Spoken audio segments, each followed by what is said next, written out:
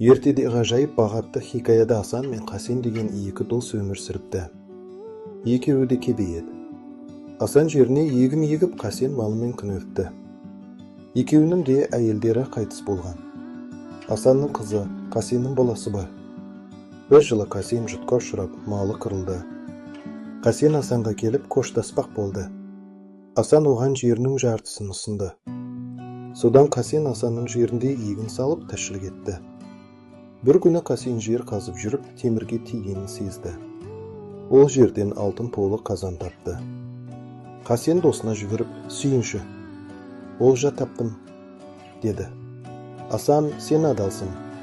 Бұл алтын сенікі, себебі сен таптың, деді. Қасен, жоқ досым, сен маған жерімді бердің, бірақ қазынасын берген жоқсың, деді. Асан, жердің үсті де, асты да еңбек еткендікі, деді. Олар ұзақ таласып алтынды алмай, достықтарын сақтап қалды.